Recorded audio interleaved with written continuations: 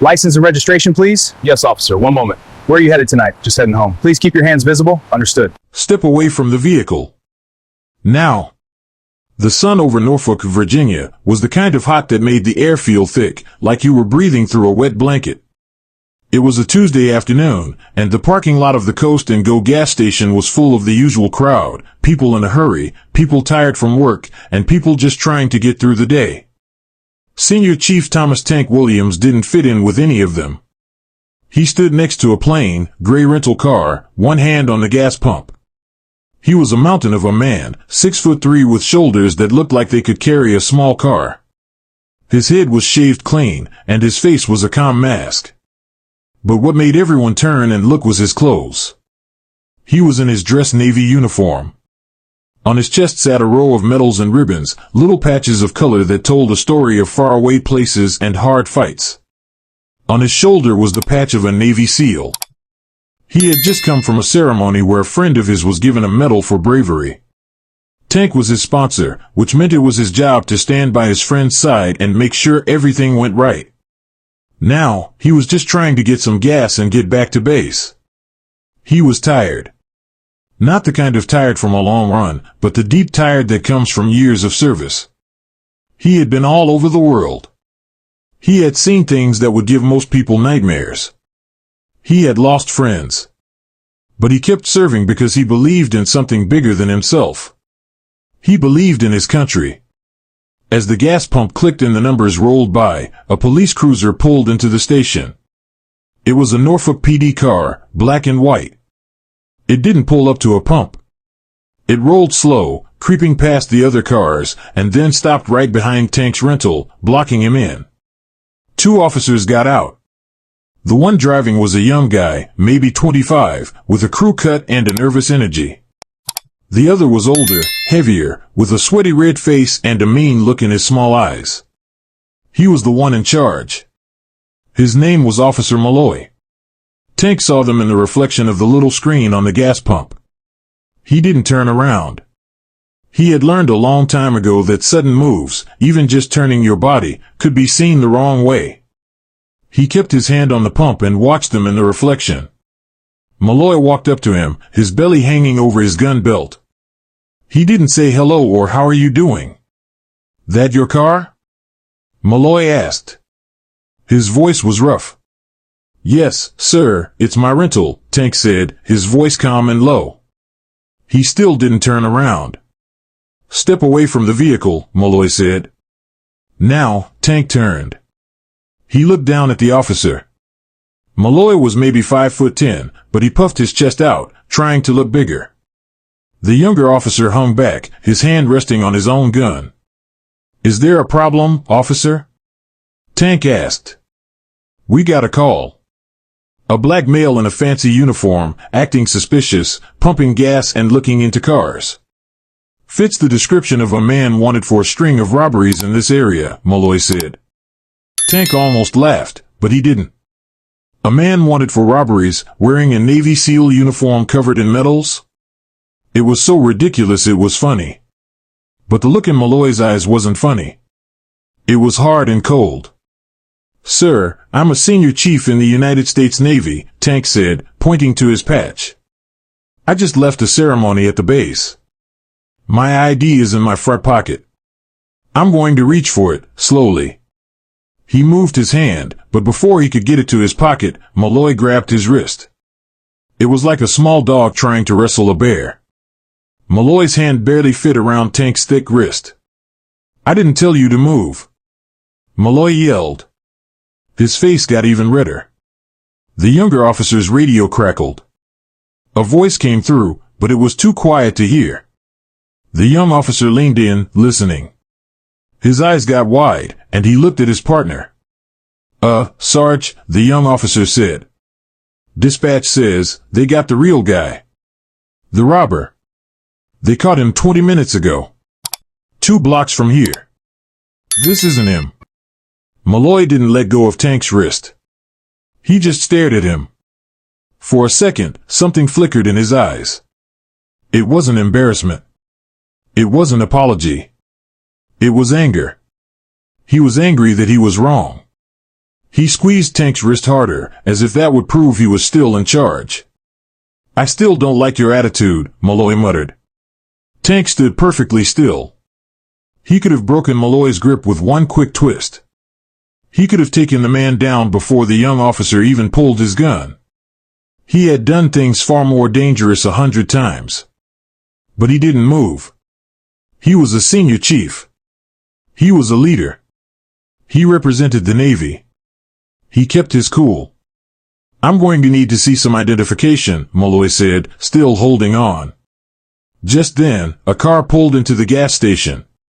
It was a brand new, dark blue sedan with government plates. Two men in suits got out. They didn't look at the pumps. They walked straight toward the small group at the rental car. One of the men flashed a badge. It was a Department of Defense badge. His face was serious.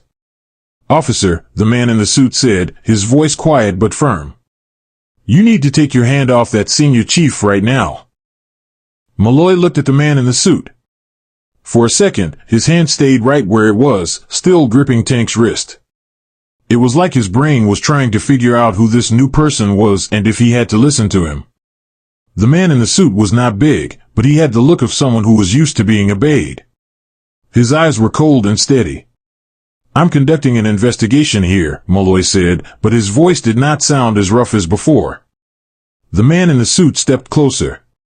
His partner, a younger guy with a buzz cut, stood a little behind him, watching the young officer's hands. You are detaining a senior chief of the United States Naval Special Warfare Command, the man said. He spoke each word slow and clear.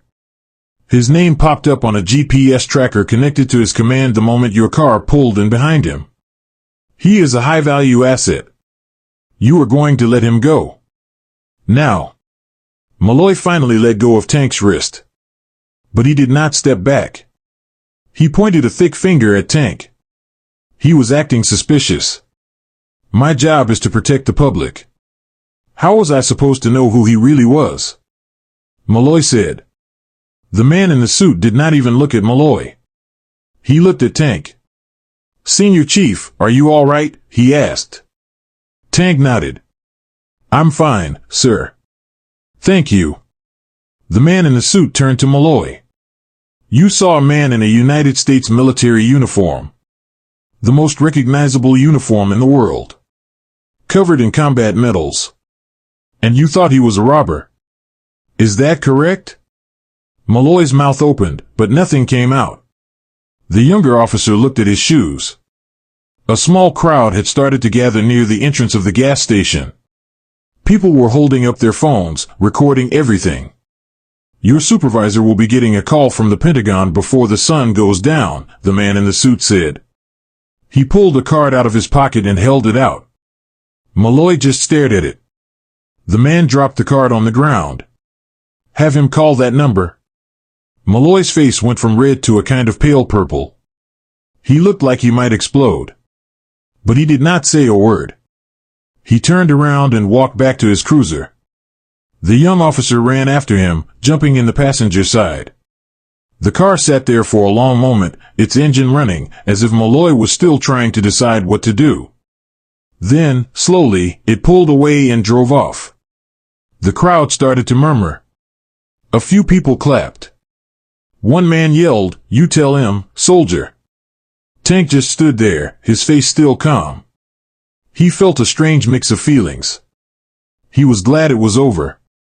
He was angry that it happened at all. And he was embarrassed by the attention. The man in the suit turned to Tank. His face softened just a little. Senior Chief, I'm Agent Miller, from the Pentagon Special Investigations Unit. We got the alert from your command. They track all senior enlisted personnel in high-risk zones. They saw your signal stop and then a police unit pull in. They thought it might be a terror situation at first. We were 3 blocks away. Tank finally took his hand off the gas pump. The pump had stopped a long time ago. He looked at the agent. I appreciate you coming, sir. But I had it under control. Agent Miller nodded. I know you did. I know who you are, Senior Chief. I read your file on the way over. 2 bronze stars, a silver star, multiple combat tours. You could have taken both those officers down before they knew what hit them. He paused. But that's not the point, is it? Tank shook his head. No, sir. It's not. Agent Miller looked at the rental car, then back at Tank. Your command wants you back on base. They are setting up a meeting for you. With a lawyer. This is going to be a big deal, Senior Chief. People are already filming this. It's going to be on the news. Tank sighed. It was a deep, heavy sound. All he wanted was to go to his quarters, take off this stiff uniform, and be alone. But he knew that was not going to happen. What about the ceremony? Tank asked. My friend. I need to get back to him. Your friend is already back on base. He is fine. He is worried about you, Agent Miller said. He gestured to the dark blue sedan. Come on.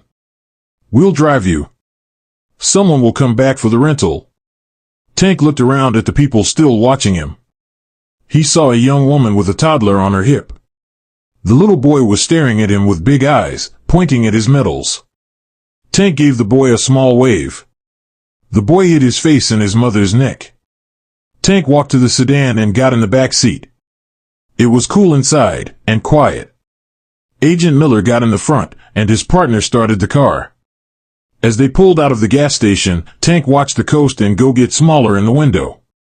He thought about Malloy's face. The anger. The way he held on even after he knew he was wrong.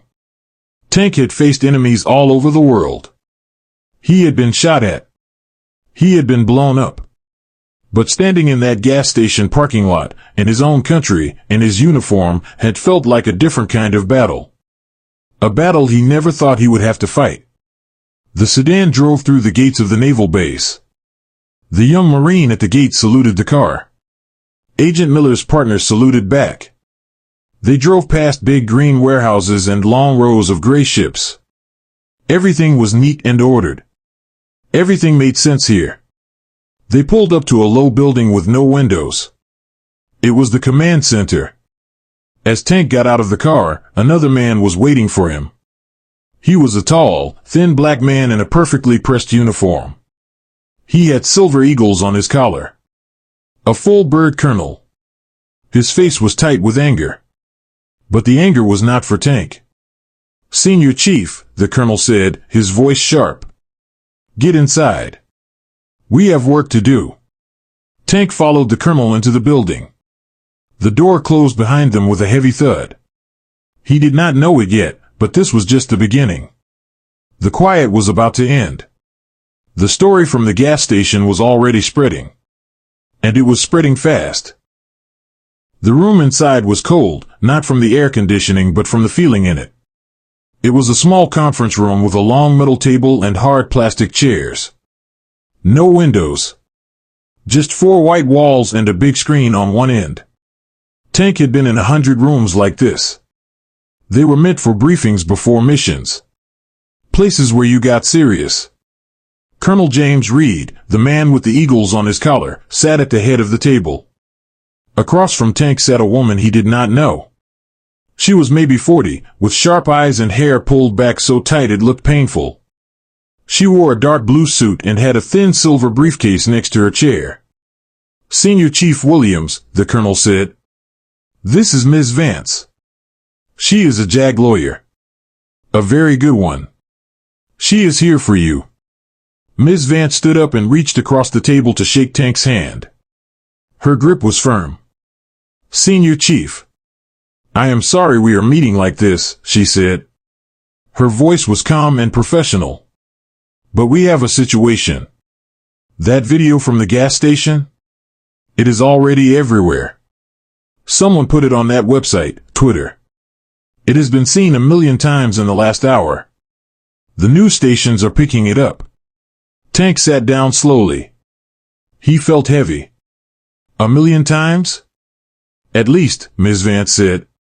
She opened her briefcase and pulled out a thin tablet. She tapped the screen and turned it so Tank could see.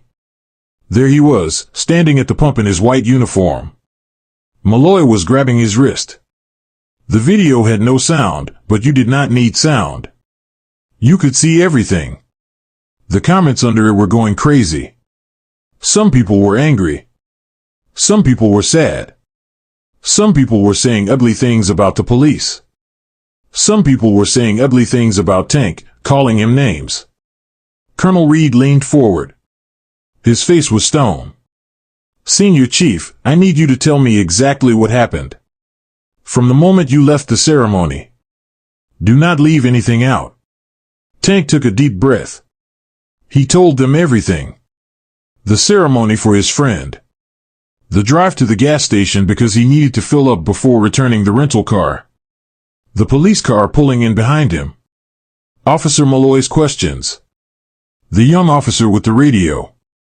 Malloy grabbing his wrist even after the radio said the robber was caught. Then Agent Miller showing up.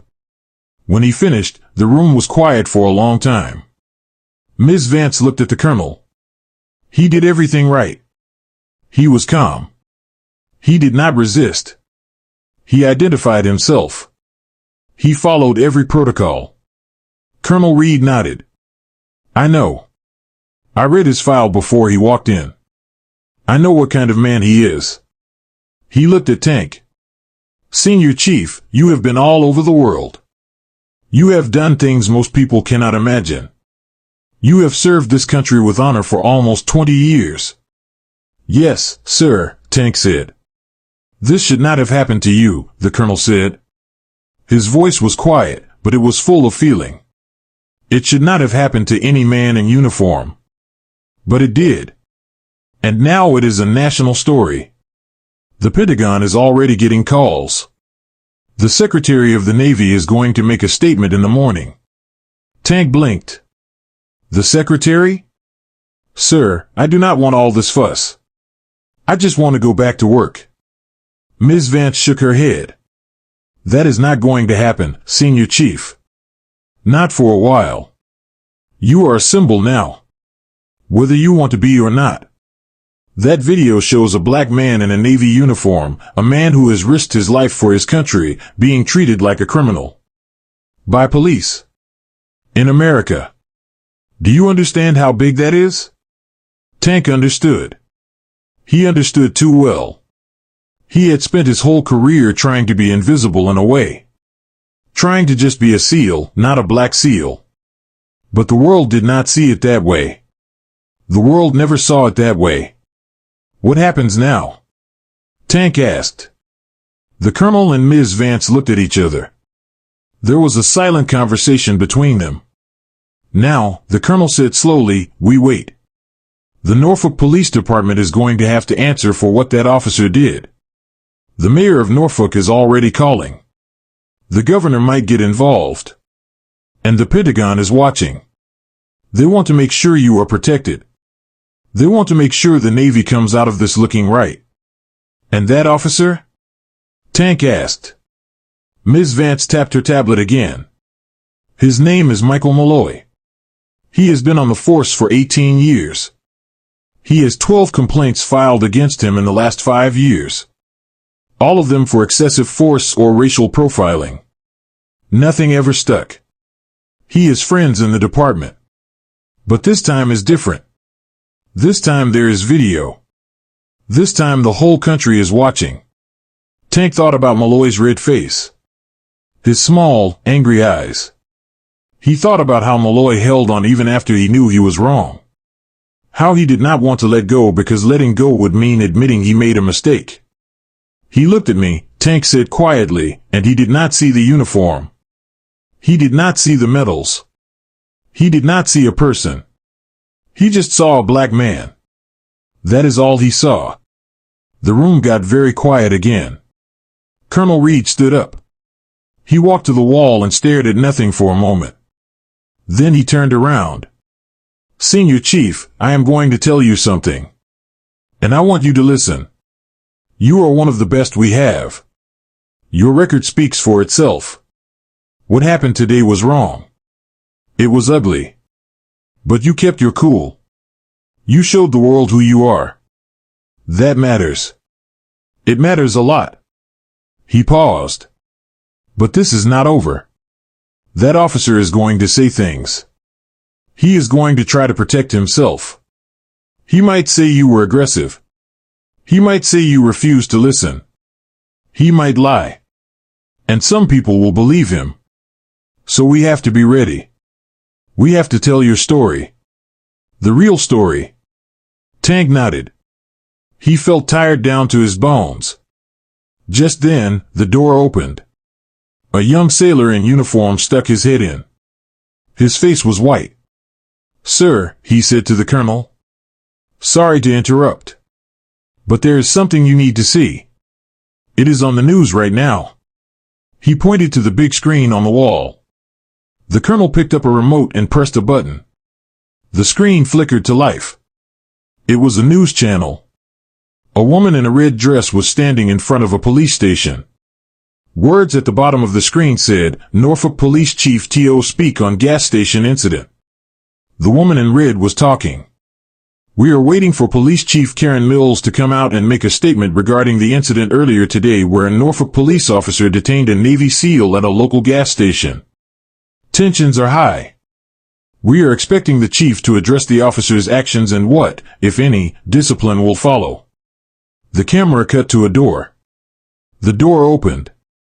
A black woman in a police uniform walked out. She had short gray hair and a serious face. She walked up to a bunch of microphones. Tank leaned forward. He did not know what she was going to say. But he had a feeling it was going to change everything. Police Chief Karen Mills looked straight into the cameras. She did not look happy. "Good evening," she said. "I am here to address a very serious matter that happened today in our city." Police Chief Karen Mills stood behind the microphones. Her face was tired. She looked like she had not slept in a week, even though the sun had only gone down a few hours ago. Behind her stood two other officers in dark uniforms. Their faces were hard to read. "I have watched the video," Chief Mills said. Her voice was strong but heavy. "I have watched it many times. I have spoken to the officers involved. And I have spoken to representatives from the Navy." She paused and looked down at her notes. The news people were dead quiet, leaning in. You could hear the wind blowing the little flags behind her. "First, I want to say something to Senior Chief Thomas Williams. On behalf of the Norfolk Police Department, I apologize. What happened to you today was wrong. It was not what we stand for. It was not how we train our officers to act. You served your country with honor, and you were treated with disrespect. I am sorry." Tank watched the screen. He did not move. Ms. Vance wrote something on a pad of paper. Colonel Reed stood with his arms crossed. Chief Mills kept talking. "The officer who detained Senior Chief Williams, Officer Michael Malloy, has been placed on administrative leave. We are opening a full investigation into his actions. We are also looking into the actions of the other officer at the scene. If we find that any policies were broken, there will be consequences." A reporter yelled out a question. "Chief, is Officer Malloy going to be fired?" Chief Mills held up her hand. "I cannot answer that right now. The investigation will take time. We have to be fair to everyone. We have to look at all the facts. But I want to be clear. The video is disturbing. It raises serious questions. We will get to the bottom of it." Another reporter shouted. "Chief, there are reports that Officer Malloy has a history of complaints. Why was he still on the street?" Chief Mills's face got a little tighter. "I cannot comment on personnel records. But I can tell you that we are reviewing all policies related to how we handle complaints. We want to do better. We have to do better." In the small room on the base, Tank watched the screen. He saw Chief Mills answer question after question. She did not run away. She did not make excuses. She stood there and took it. He respected that, even though he was still angry. The press conference went on for another 10 minutes. Then Chief Mills walked away from the microphones without saying another word. The news lady in the red dress came back on. A strong statement from the police chief, the news lady said. But will it be enough? We are hearing that the Pentagon is now involved. We are also hearing that the mayor wants to meet with Navy leadership tomorrow. This story is not going away. Colonel Reed clicked off the TV.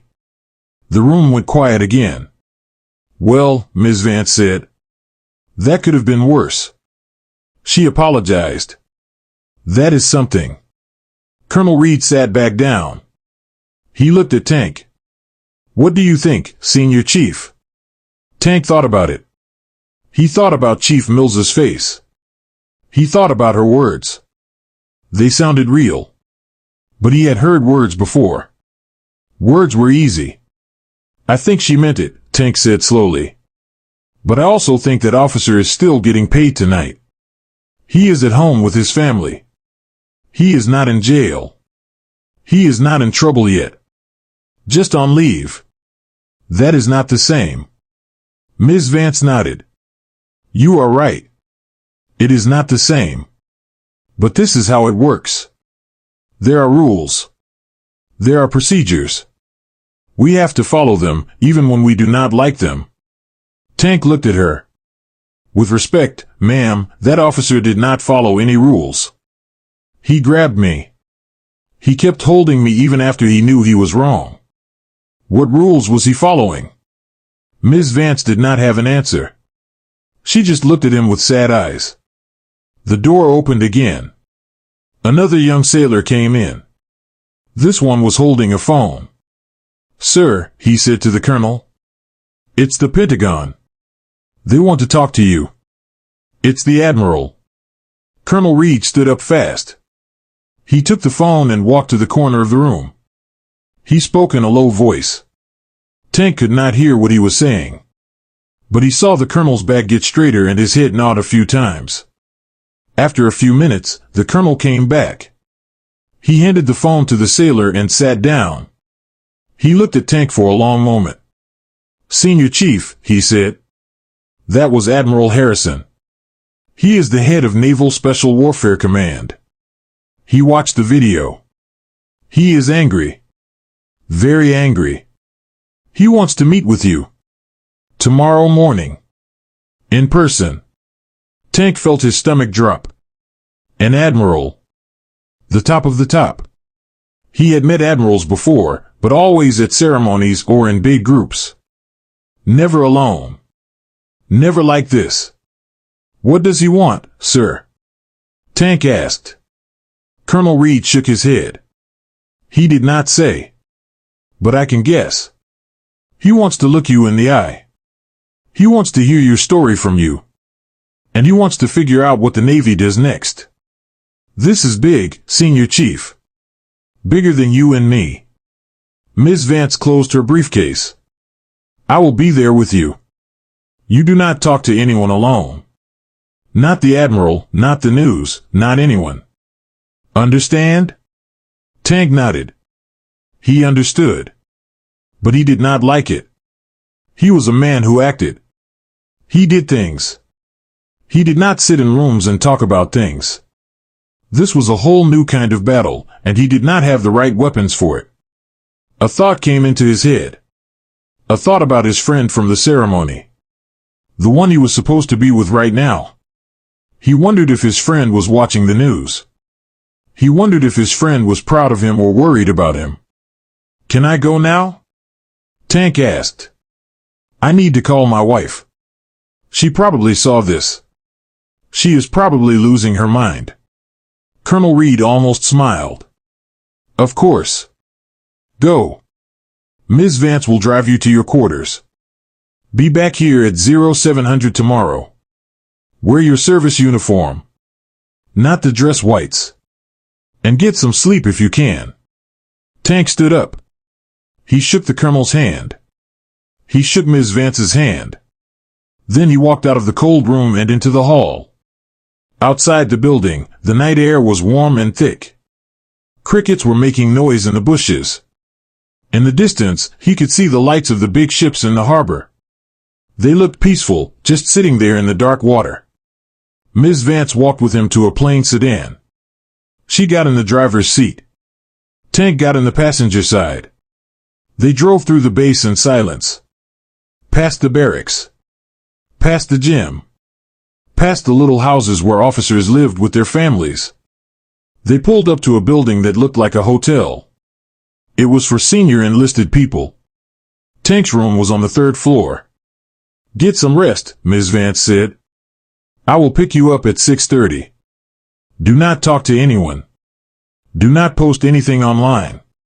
Just rest." Tank got out. "Thank you, ma'am." He walked into the building and took the stairs up.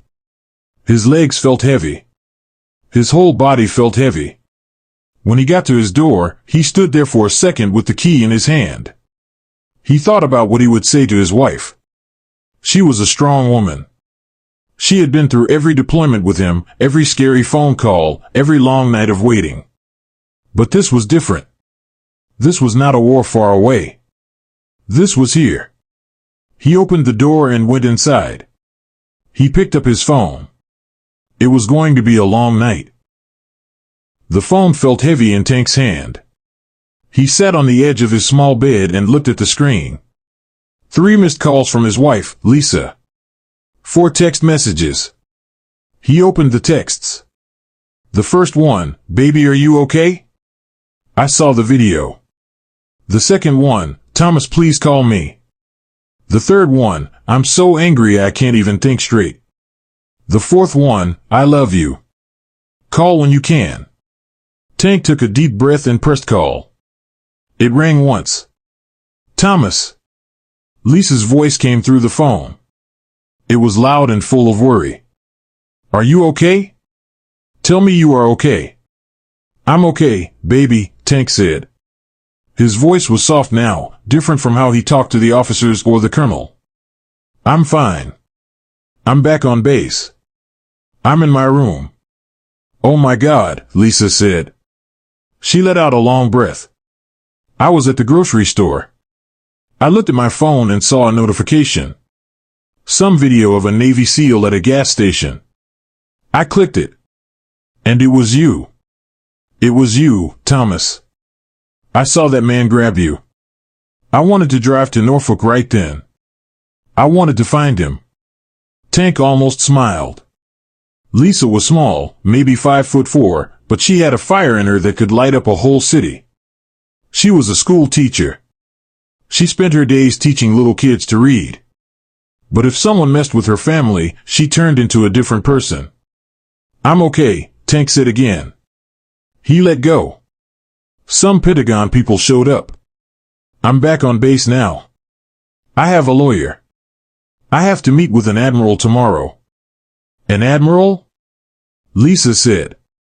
"For what? You didn't do anything wrong." "I know," Tank said. "They just want to talk. They want to figure things out. It's a big deal, Lisa. The video is everywhere." Lisa was quiet for a moment. Then she said, "I know it is. My phone has been blowing up. My sister called. My mom called. Even my principal called. They all saw it. They all want to know if you're okay." Tank lay back on the bed and stared at the ceiling. It was a white ceiling with a little water stain in the corner. He had stared at that same stain many nights when he could not sleep. "I don't know what to do," Tank said. It was hard for him to say those words. He was a man who always knew what to do. In a firefight, he knew. In a storm at sea, he knew. But this was different. Lisa's voice got softer. "You don't have to know right now. You just have to be you. You have to tell the truth. You have to let people help you. That's all." "What if they try to blame me?" Tank asked. "What if that officer says I did something?" "People lie, Lisa. You know that." "People can lie," Lisa said. "But the video doesn't lie. The whole world saw what happened. That officer grabbed you for no reason. He kept holding you even after he knew he was wrong. That's on video, Thomas. Nobody can take that away. Tank thought about her words. She was right. The video was proof. But he also knew that proof did not always matter. He had seen things in his life. He had seen people get away with bad things because they had power or friends in high places. He had seen the system fail. I have to go see the Admiral tomorrow, Tank said. His name is Harrison. He runs everything. I know who he is, Lisa said. I saw him at that ceremony last year. The one where you got that award. He seemed like a good man.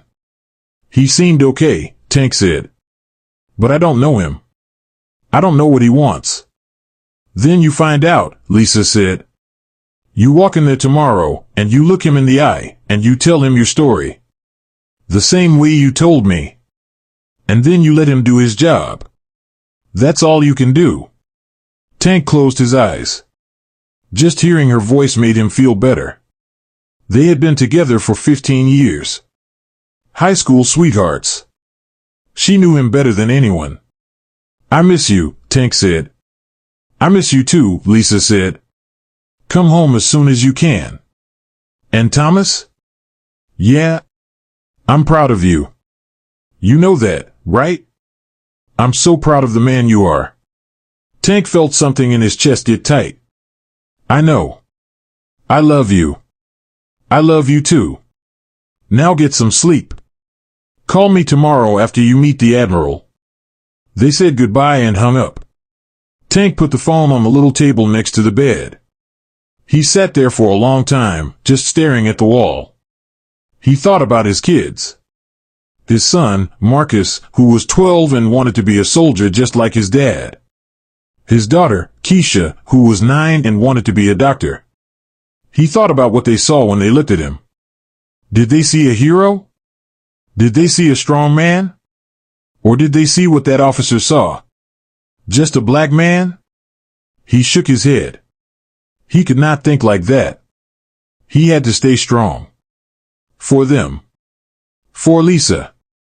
For himself. He got up and took off his uniform. He hung it carefully in the small closet. Then he took a long shower. The hot water felt good on his tired muscles. He stood under the water and let it run over his face. When he got out, he put on sweatpants and a t-shirt. He lay down on the bed and turned off the light. The room was dark except for a little light coming through the curtains from the parking lot outside. He closed his eyes. But sleep did not come. Every time he started to drift off, he saw Malloy's face.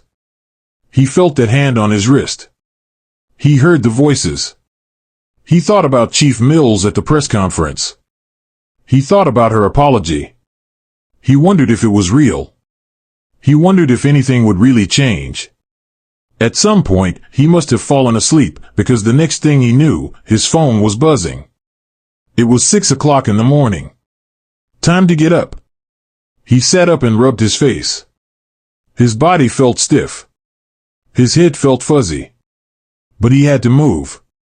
He had to get ready. He put on his service uniform. It was not as fancy as the dress whites, but it was sharp. Dark blue pants, a light blue shirt, and all his ribbons over his left pocket. He looked in the small mirror. The man looking back at him had tired eyes. But he stood up straight. There was a knock at the door. He opened it. Ms. Vance stood there with 2 cups of coffee in her hands. She held one out to him. Good morning, Senior Chief. Ready to meet an admiral? Tank took the coffee. It was hot and strong. He took a sip. Ready as I'll ever be, he said. They walked out into the morning light. The sun was just coming up over the water, painting the sky orange and pink. It was going to be a hot day. But for now, the air was cool and fresh. They got in the car and drove across the base. Past the big ships. Past the training fields. Past the buildings where young sailors learned to be warriors. They pulled up to a building that was bigger than the others. It had a lot of flags out front. American flag. Navy flag. And a few others Tank did not know. This is it, Ms. Vance said. Headquarters. They got out and walked to the door. A young officer in a crisp uniform held the door open for them. Inside, it was quiet. The floors were shiny. The air smelled like coffee and polish. They went to an elevator and rode up to the top floor. When the doors opened, there was a woman sitting at a desk. She had blonde hair and a friendly smile. "Senior Chief Williams," she said. "The Admiral is ready for you. Right this way." Tank looked at Ms. Vance. She nodded. They followed the woman down a long hall with pictures of ships on the walls. At the end of the hall was a big wooden door. The woman knocked softly. "Come in," a voice said from inside. The woman opened the door. Tank stepped inside. Admiral Harrison was a big man. Not as big as Tank, but big for an admiral. He had white hair cut short and a face that looked like it had seen a lot of sun and wind. He was standing behind his desk, but he did not sit down. He walked around the desk and came toward Tank. He stuck out his hand. "Senior Chief Williams," he said. His voice was deep and strong. "Thank you for coming. I'm Admiral Harrison. And I want you to know something before we say anything else." Tank shook his hand. The Admiral's grip was firm. "What happened to you yesterday was wrong. It was an embarrassment to this country. And I am going to do everything in my power to make it right. Do you understand me?" "Everything." Tank looked into the Admiral's eyes. They were blue and clear and they did not look away. "Yes, sir," Tank said. "I understand." The Admiral nodded. "Good. Now sit down. We have a lot to talk about."